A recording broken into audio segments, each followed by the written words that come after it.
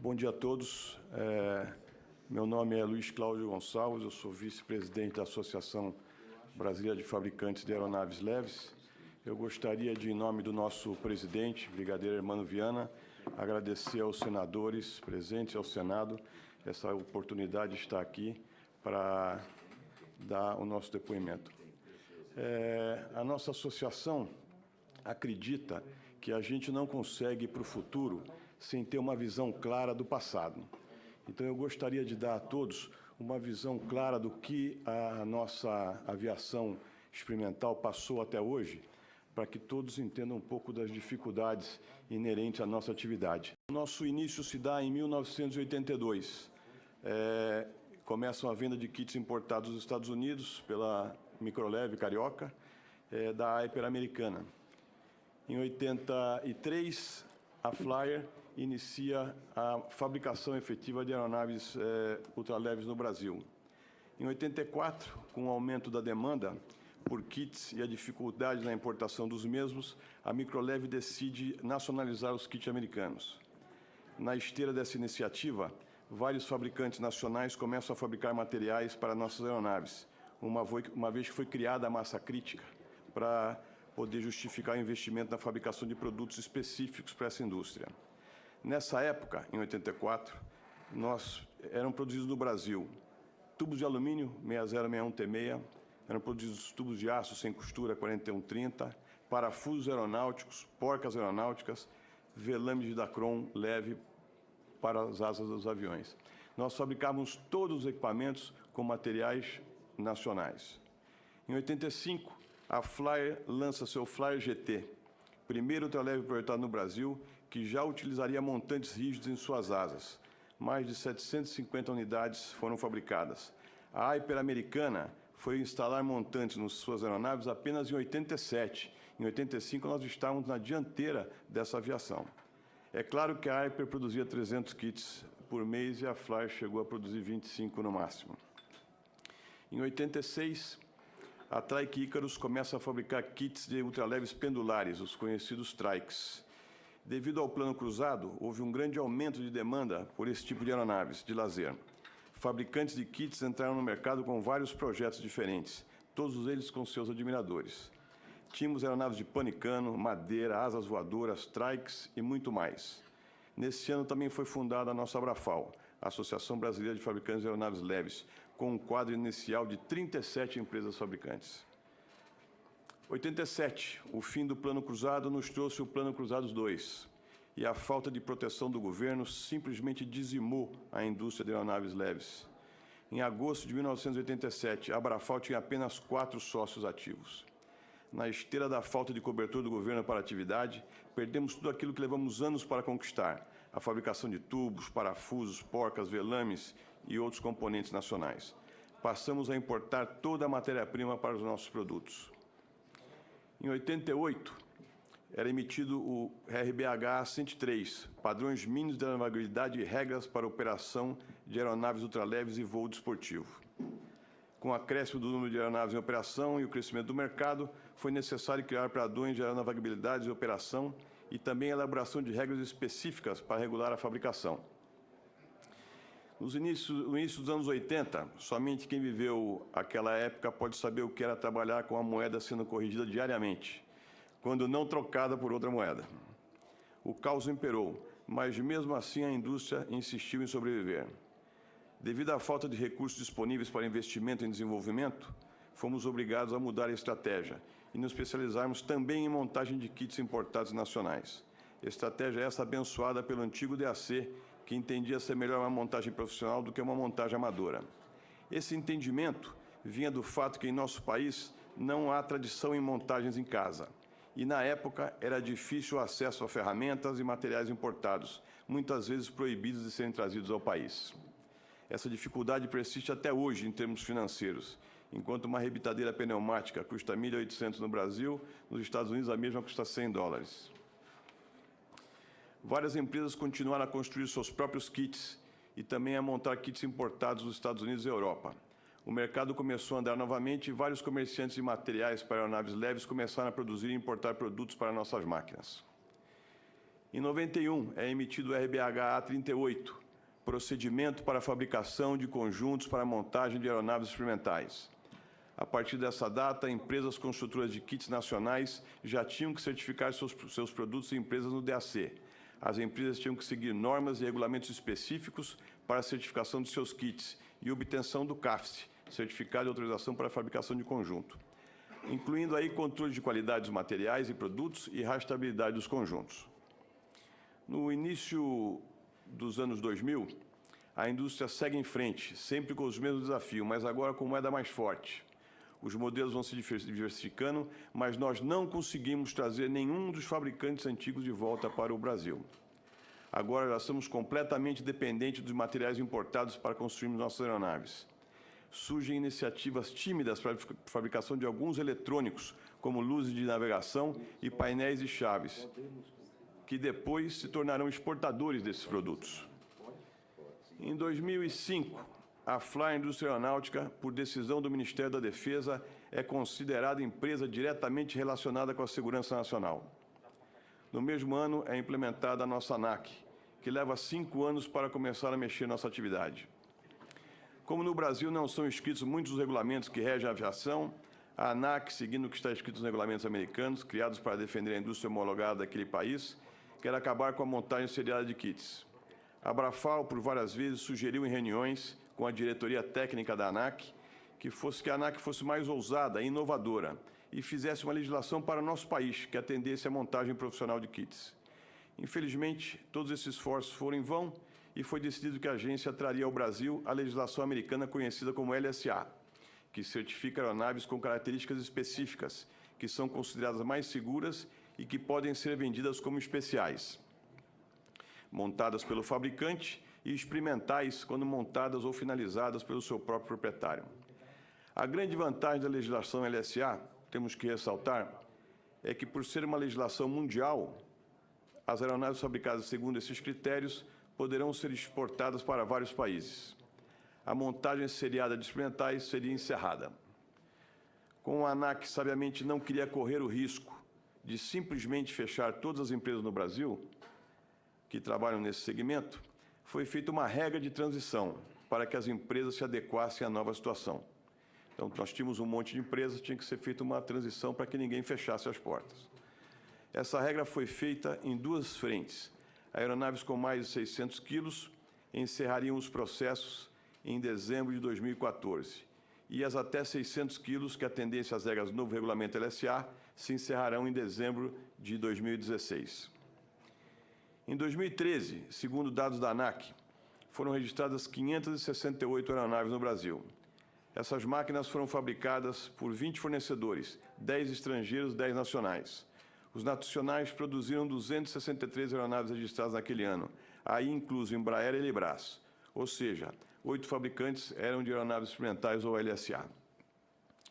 Em 2014, para os fabricantes que comercializavam aeronaves com mais de 750 kg de peso vazio, que tivessem interesse em migrar para a aviação homologada, foi criado um programa especial chamado IBR 2020. Dessa maneira, uma série de tarefas técnicas foram descritas com prazos para suas execuções. As empresas que entrarem no programa e atenderem o cronograma de tarefas técnicas têm, por contrapartida, poder continuar a produzir as aeronaves experimentais que vinham fabricando e montando no passado, mas agora já pensando em uma estrutura para homologação, com certificação ISO 9001, um dos objetivos a serem alcançados, além de algumas tarefas junto aos clientes, como introdução sobre a fabricação da futura aeronave, instrução técnica do painel e transição de voo para a futura máquina.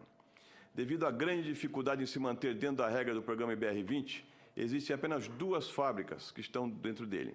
Mas nas condições em que o país se encontra hoje, com vendas em patamares baixos como nunca visto antes, e com a ANAC restringindo o voo das aeronaves experimentais sobre áreas densamente edificadas, restrição essa absolutamente sem base ao nosso ver e única no mundo, será muito difícil conseguir recursos para manter o pessoal de engenharia e desenvolvimento e conseguir ficar dentro do programa. A situação da Brafal hoje, nós temos 8 empresas associadas entre fabricantes, montadoras e importadoras, 7 empresas que prestam serviços ou fabricam materiais para atividade. Empregamos diretamente 1.000 pessoas. e faturamos algo em torno de 100 milhões de reais por ano, por volta de 6 mil aeronaves experimentais produzidas. Situação das mesmas empresas nos Estados Unidos hoje. Mais de 1.000 empresas entre fabricantes de aeronaves, de aviônicos, de instrumentos, de matéria-prima, prestadores de serviços entre manutenção, escolas e postos de serviço, com um faturamento na casa de 6 bilhões de dólares por ano. Mais de 38 mil aeronaves experimentais registradas e, nos últimos 3 anos, mais aeronaves experimentais registradas do que homologadas na categoria monomotor a pistão. Isso mostra a força desse mercado, que em 86 andava praticamente junto com o nosso.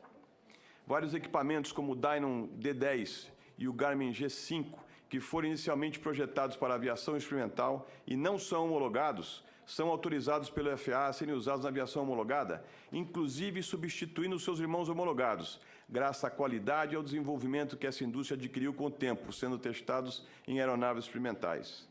Foi a aviação experimental, ainda nos idos de 70, que introduziu o composto de fibra de vidro e, posteriormente, o de fibra de carbono em kits de aeronaves experimentais, e que hoje fazem parte das estruturas de aeronaves como o Boeing A380, como o Airbus A380 e o Boeing 787. Uma atividade que tem a maior feira de aviação do mundo, que acabou neste último domingo, onde você pode ver mais de 15 mil aeronaves no solo, de aeronaves militares da Segunda Guerra Mundial até os caças mais modernos, passando por todo tipo de equipamento. Para se ter uma ideia do tamanho dessa feira, toda a nossa frota brasileira, com tudo que temos que voa, soma 22 mil aeronaves. Durante uma semana, promovida pela Associação de Aeronaves Experimentais Americana, essa feira recebe mais de 1 milhão de entusiastas da nossa aviação. Neste ano, estiveram presentes na feira 4 empresas brasileiras que comercializaram seus produtos no mercado americano, produtos todos desenvolvidos na aviação experimental. Em resumo, a aviação experimental é o começo da atividade aeronáutica. Não existe uma indústria aeronáutica forte sem uma aviação experimental também forte. É muito difícil começar um negócio de fabricação de aeronaves sem um volume grande de recursos. E no Brasil, infelizmente, nós não temos esse tipo de capital de risco e nem a expertise da certificação de aeronaves leves. Tudo isso tem que vir de algum lugar. Não é sensato pensar que um dia um empreendedor acorde e diga: hoje eu vou começar uma fábrica de homologados. Não existe isso. Fora a infraestrutura necessária, conhecimento e tudo mais, estima-se que uma aeronave de pequeno porte, do tipo 2 lugares, muito simples, consuma por volta de 15 milhões de reais em engenharia de design de processo de produção. Como arrumar capital em um país como o nosso? Depois, no meio do processo, você tem que vender aeronaves como experimentais, para sentir o mercado e entender o que o público acha da mesma. É comum fábricas venderem as primeiras unidades de produção antes de terminarem a certificação. Daí elas saem como experimental. A aeronave monomotor a pistão que mais vende no mundo atualmente, o Cirrus, que já vendeu mais de 750 aeronaves por ano no mundo e hoje ultrapassou a casa das 6 mil aeronaves produzidas, iniciou sua carreira na aviação experimental em Oshkosh, como vendido em kit. O Cessna Corvallis, outro monomotor a pistão de destaque mundial, começou sua carreira como Lancer e assim por diante. Como disse anteriormente, não existe atividade aeronáutica que não comece pela experimental, com um forte apoio governamental. Só existe essa maneira. Reprimir a aviação experimental seria a mesma coisa que acabar com as indústrias e com o desenvolvimento inicial da aviação no Brasil e ficar à deriva, esperando o desenvolvimento de outros países. Aliás, já estamos atrasados, pois, como os senhores viram na semana passada, uma aeronave experimental já deu a volta ao mundo com propulsão solar. Por outro lado, não podemos esquecer que em Oshkosh, uma aeronave experimental brasileira, desenhada e projetada no Brasil, o Anikin, recebeu uma menção especial por ter quebrado 5 recordes mundiais de velocidade na categoria monomotor a pistão. Isso para nos significa que ainda temos tempo para inovar e criar. Nós temos hoje uma indústria de base sólida e com grande sucesso, níveis de acidentes iguais aos da aviação geral, conforme estimativas da própria ANAC, que nos diferenciam do resto do mundo. Esses níveis foram alcançados porque as indústrias criaram seus controles de qualidade, treinaram seus técnicos nas mais diversas áreas e fomentaram a atividade desde o início, sem absolutamente nenhum apoio governamental que não a tolerância do DAC. Atualmente, as revisões anuais obrigatórias das aeronaves experimentais, os RIANs, são controladas pela nossa associação, que, através dos seus associados, dá assistência aos profissionais do ramo na execução dessa importante tarefa, além de manter a ANAC informada via sistema. Vamos dar força para essa indústria, para que as empresas farão o resto. Não vamos deixar que a mesma falta de atenção que nos tirou da dianteira dessa aviação em 86 aconteça novamente. A própria Embraer, o orgulho nacional como empresa de tecnologia, somente foi possível por conta de um grande investimento governamental. E vale ressaltar, por um período montava kits de aeronaves importadas da americana Piper. Se tomarmos em conta que essas aeronaves antigas tinham regras de certificação muito mais brandas que as atuais, poderíamos até dizer que a Embraer antigamente montava kits semelhantes aos nossos. Se me perguntarem quanto tempo leva para formar uma empresa pequena como a Flyer, com toda a mão de obra e pessoal treinado, infraestrutura e maquinário, eu sei responder de pronto. São 33 anos. Como disse nosso primeiro-ministro da Aeronáutica, Joaquim Pedro Salgado Filho, se quiserem aprisionar essa nação, cortem suas asas. Eu gostaria, sei que eu estou estourado, gostaria de pedir autorização. Nós temos um homem no Brasil que está para a aviação mundial, o que o Santos Dumont é para a aviação mundial, o doutor Osiris Silva é para a aviação brasileira. Ele gravou um pequeno vídeo que ele gostaria que fosse passado, se não houvesse... Nós gostaríamos de passar, é um depoimento muito bonito. Obrigado a todos.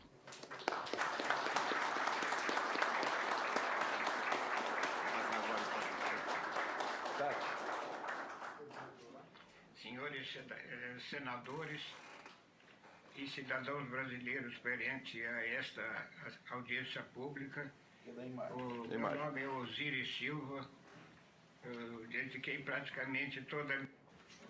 Senhores senadores e cidadãos brasileiros perante a esta audiência pública, o meu nome é Osiris Silva, eu dediquei praticamente toda a minha vida à fabricação de aviões no Brasil.